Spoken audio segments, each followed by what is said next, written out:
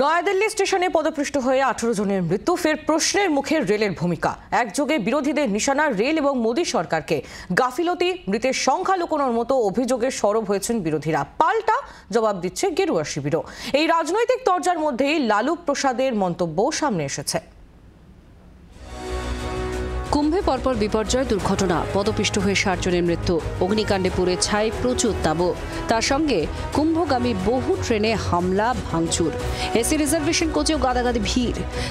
যেভাবে পেরেছেন উঠে পড়েছেন প্রয়াগরাজের ট্রেনে। ভেতরে দমবন্ধকর পরিস্থিতি, বিভীষিকার এক ট্রেন সফর। পদপিষ্টের মতো ঘটনা যে ঘটতে পারে এমন আশঙ্কা করছিলেন বিশেষজ্ঞরা।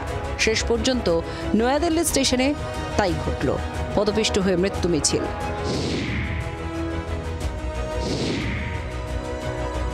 কুম্ভে এবং কুম্ভের পথে এত বিশৃঙ্খলার পরও কার্যত কুম্ভকর্ণের ঘুম ঘুমাচ্ছিল রেল।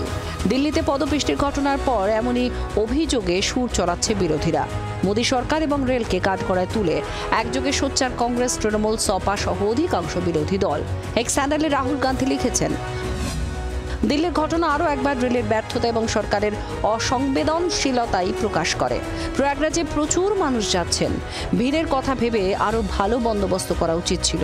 অব্যবস্থা, অবহেলায় প্রাণহানি যাতে না হয় সরকারের তা নিশ্চিত করা উচিত। আরও গুরুতর প্রশ্ন তুলেছেন মল্লিকার্জুন খার্গে।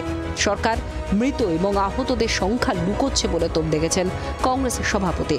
সরব বাংলার মুখ্যমন্ত্রী মমতা বন্দ্যোপাধ্যায়ও।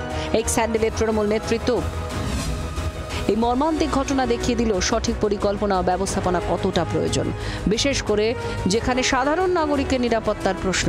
মহাকুম্ভের পথে সহযোগিতা প্রয়োজন, দুর্দশা নয়। এই রেলমন্ত্রী শুধু পাবলিসিটি হাঙ্গার রেলমন্ত্রী, কোথায় গিয়ে দুর্ঘটনা পাশে বসে থেকে ছবি তুলবেন। আর কত রকম দুর্ঘটনা, আর কতগুলো প্রাণ গেলে মনে হবে যে ওই চেয়ারটায় বসে থাকার নৈতিক অধিকার তার নেই। রেলমন্ত্রীকে কাঠগড়ায় তুলে সরব হয়েছেন লালু প্রসাদ যাদবও। এর জন্য রেলের অব্যবস্থাই দায়ী বলে মন্তব্য প্রাক্তন রেলমন্ত্রীর। পাশাপাশি কুম্ভকে ফালতু বলে মন্তব্য করেন আরজেডি নেতা।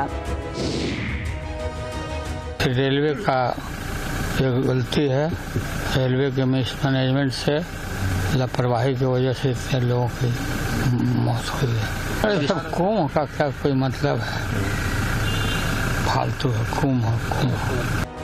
রেলের তরফে হাওয়া তোলা হচ্ছে, গুজবের জেরেই এমন ঘটনা।